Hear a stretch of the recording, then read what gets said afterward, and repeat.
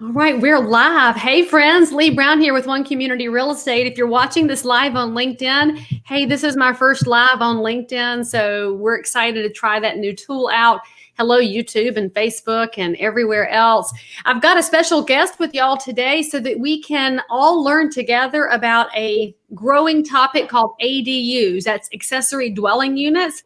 And you may wonder what this has to do with you. Well, if you have aging parents, you might want a place for them to live. If you've got a kid that won't leave your house, you might want a place for them to be somewhat separate from you. If you want to have an Airbnb with a separate property, if you want to just think about on a bigger scale, how do we approach our inventory crisis and the lack of affordable housing? There's lots and lots of reasons for us to know what ADUs are and what they mean to our communities. And so I've got Paul Dashevsky with me today with Great Builds. Paul's going to answer lots and lots of questions for you. So Paul, tell my audience who you are, where you're located, any of those little tidbits that might help them know more about your story. Yeah, thanks, Leigh. Great to be on with you. Welcome to Crazy Shit in Real Estate, a weekly podcast where I walk you through some of the wildest, most unbelievable stories you'll hear from the world of real estate. If you like real estate and you love crazy, this is the podcast for you. My background is I was in real estate development for quite some time, and then I transitioned to flipping homes for about 10 years. I'm happy to talk about that. That had some good stories. And then most recently, a couple of years ago, I started this company here in California for now called Great Builds. And Great Builds is we call ourselves a matchmaker. We match homeowners and realtors who want to renovate. I'm just singing the song from Fiddler on the Roof. Matchmaker, matchmaker, make me know. We should use that. I hear the word matchmaker. We should use that as our jingle. I don't know. You've got a Z on your name, so obviously you're trying to appeal to a younger audience. Because I should probably type that in the comments that you're Great Builds, because that's probably what the people do. I know it's got to be something fun, but yeah, we match make homeowners that want to renovate with pre-screened, pre-vetted contractors, because that's actually hard to do, and we could talk about that. It's hard to find a good contractor. I think everybody has that problem, but right. But the reason I came on, and we want to talk about ADUs is 50% of the calls we get, that my staff gets for folks who want to renovate, over 50%, aren't kitchens, they're not bathrooms, they're not second-story additions or pools, they're ADUs, accessory dwelling units. They're all the rage. So happy to share what I know about those structures.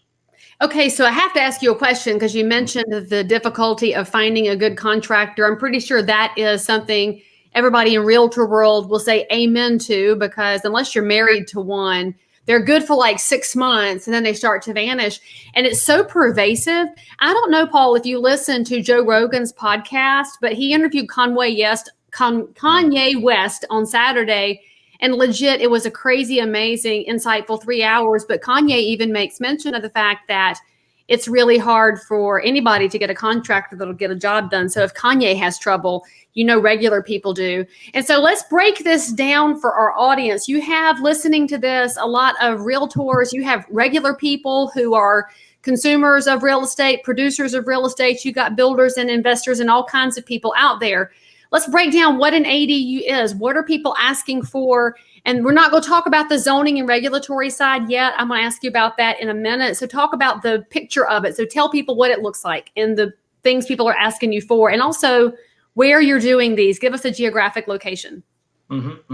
Yeah, we concentrate in Southern California for now, trying to broaden out to throughout California, because here in California, we've the laws have really changed. I know that some other states and municipalities that's happening, so I'll save that. But yeah, accessory dwelling unit really is, for all intents and purposes, a second unit, a small home, call it in your backyard, right?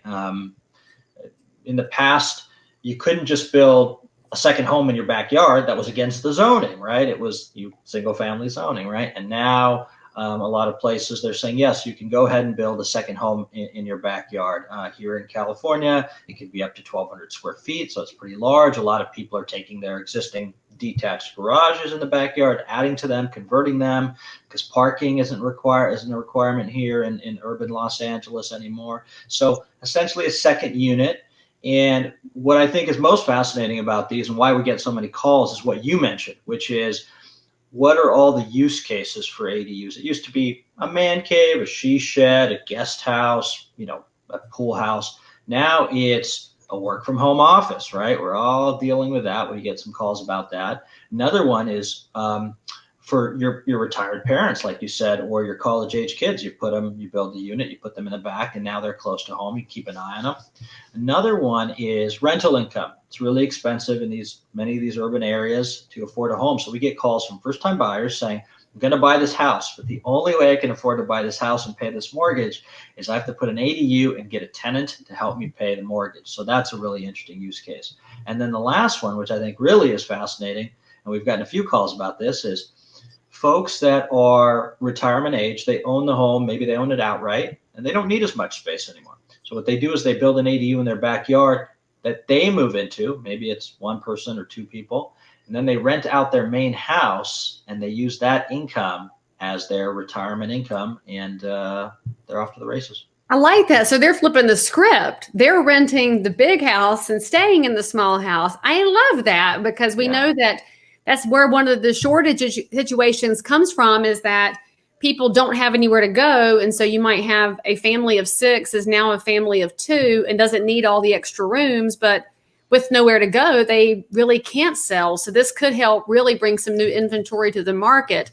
Now, I'm curious about something. When you're talking about the allowability in Southern California, and by the way, since people are leaving California and coming to North Carolina, you should probably get out here pretty soon, because, we got your people coming here. And with the whole aging parents bit, I'm sure that a lot of the viewers are dealing with aging parents, as I am, and always thinking about what's the future look like. And COVID, this whole season, I think, especially if you watch what happened in New York, a lot of us are even more concerned about where our parents are long term. So we want to keep them as close to us as possible. So I love this. So talk to me really briefly, though, about zoning and regulation, because we know that you've gotten some new ability to add those. It's not the same throughout the country. And there's a lot of areas that are learning about these. They're asking about these. What should realtors and consumers know about the allowability of ADUs, and what questions could they ask to help it move forward in their communities?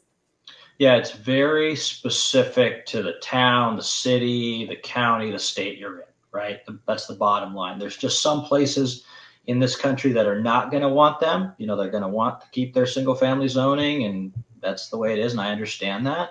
And there's some places where you have a housing crisis, like California, and that's why they're moving, out east. But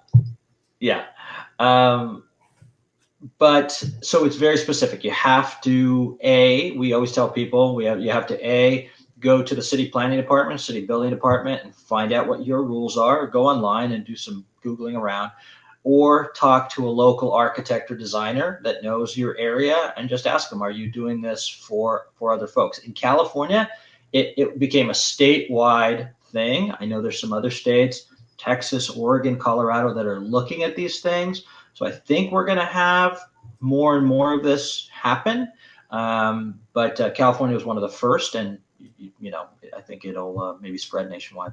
Well, it's interesting. Like I, for example, live on 10 acres. Part of it's in the floodplain, and part of it's on the side of a hill. So it's not all usable land.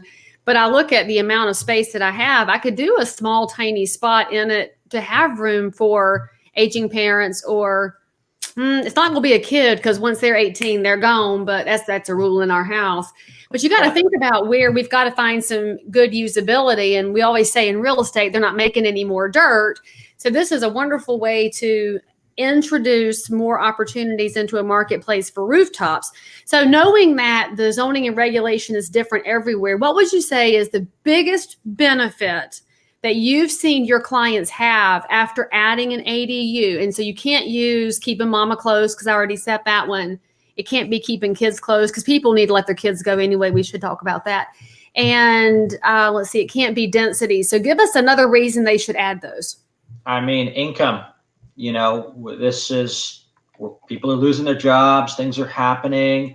If you can use, a lot of people are using equity in their home, right? So you can do a cash out refi or some kind of equity refi out, refinance, get a low interest rate, right? Below whatever it is, 3%. Use that money to prop up the ADU. now it's there forever. And right, as realtors, we know you get two things. You get an income stream for as long as that thing is there, and you've increased value. When you go to sell, you know, that it's there. Now it's two homes on the lot, and people are going to see the value. They're going to pay you more for that property. So what would you say is the biggest issue with ADUs? Why do you think some communities don't like them and don't want them? Is this just a NIMBY kind of a situation? And for you non-regulatory realtor nerds, that's the not in my backyard people who want everything to happen somewhere else. Yeah, sure. A little bit, right? I moved into a single family neighborhood because I didn't want to live near apartments, someone might say. But if you're going to allow 2 units on every lot, that's going to feel dense. That'll be more people coming and going. That's more, cars parking on the street and people partying. So a little bit of it is sort of that NIMBYism, and some of it is, you pop a home on your own property. Let's say you have 10 acres, so it's not an issue. You can create plenty of privacy. But in areas where we have 5,000-6,000 square foot lots, you pop a second home. You really got to think about privacy, right? Like, one tenant wants to party, the other doesn't. It gets too loud. You don't want to hear people screaming at their spouse. So, it's density. It happens. But if you have an ADU, you might yell at your spouse less because you could send your spouse to live in the ADU and reduce the divorce rate. So really, that's got a giant benefit for everybody. You just have to think creatively.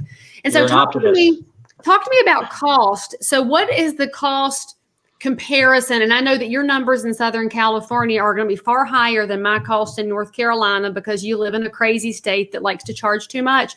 But as compared to the big house, is it super duper high, like per square foot for that smaller unit, or is it comparable? How do people work this out, knowing that labor is high right now and so are materials cost?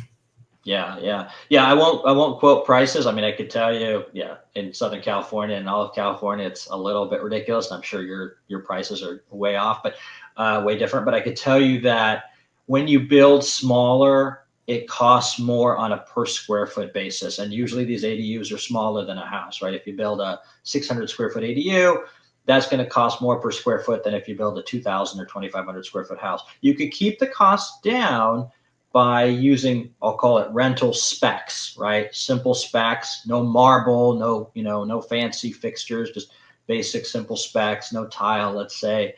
But on a per square foot basis, it's more expensive because you have a unit and you still have to have a kitchen. Those are expensive. You still have a bathroom, you still have a roof, you still have flooring. You still need an air conditioning unit or a heater for a smaller unit, but it doesn't matter. Yeah. So you can see it's a little bit more on a per square foot basis. So and by the way, guys, if y'all have questions you want to ask, toss them in because I'm watching the comments and I can offer that information through Paul and see what he has to say.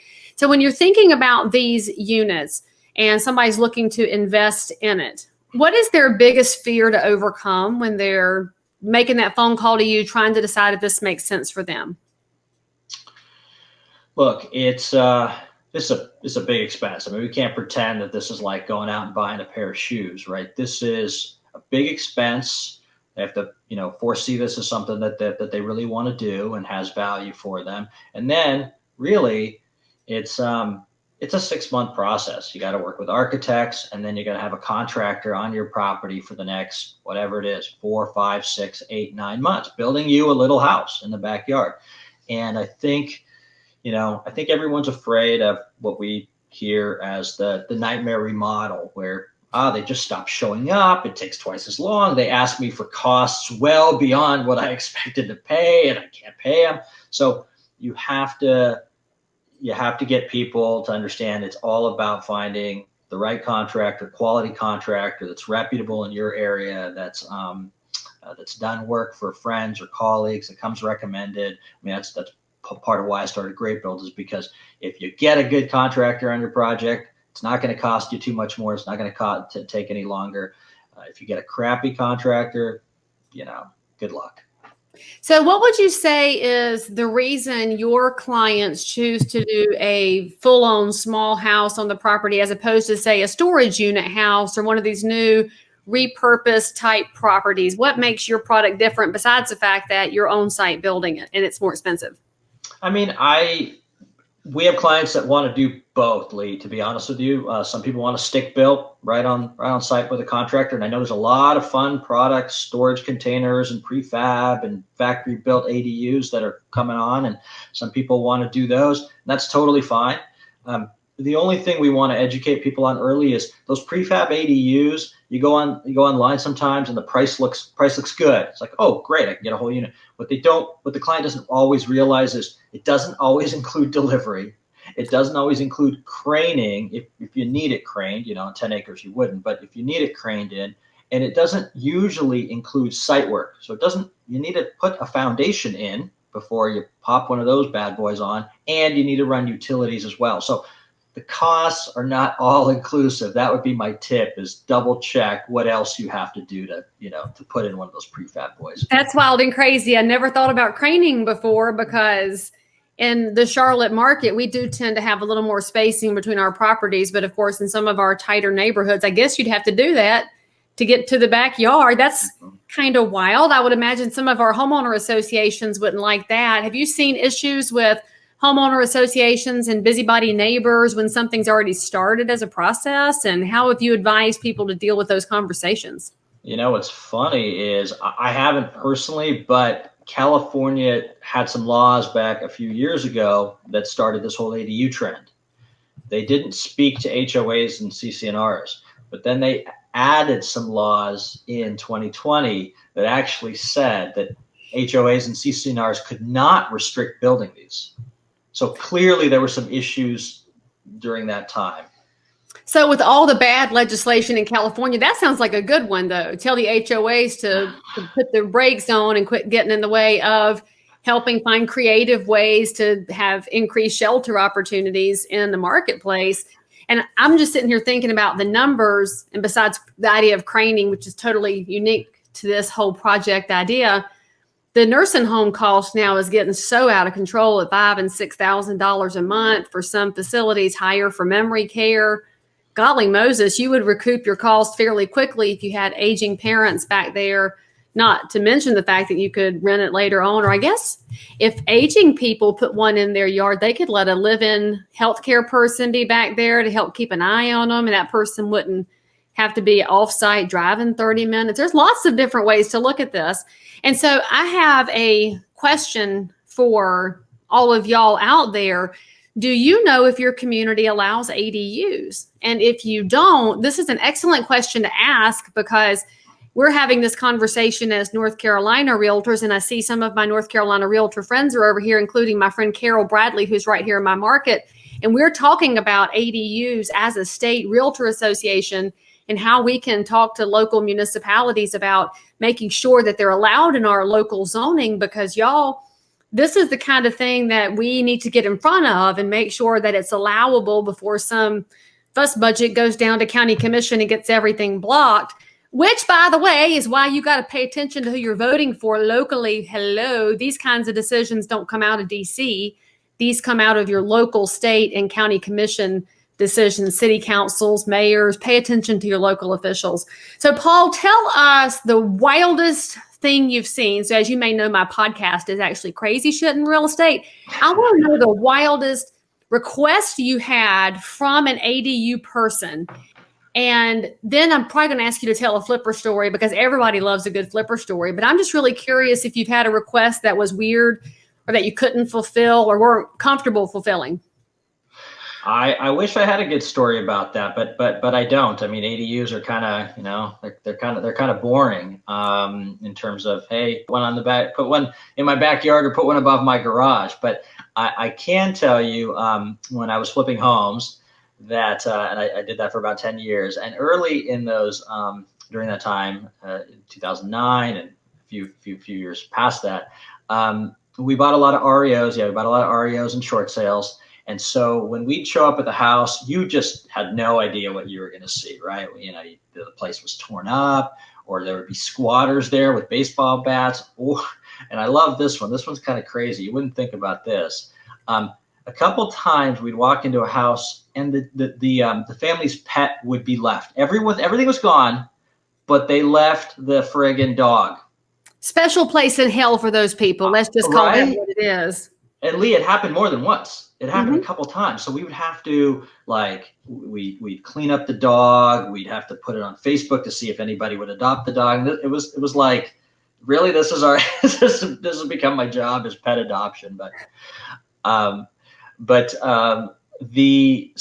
beyond that, the craziest house flipping story I had, my partner and I flipped about 350 or so homes over those 10 years, was we had this one house, and it was like October, and here in Southern California, it's still kind of nice and warm. And this speaks to bad contractors, which I love to talk about.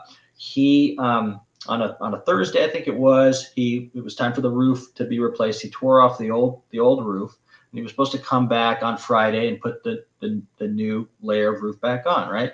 But he calls and says, I can't, I have an emergency, whatever the excuse was, right?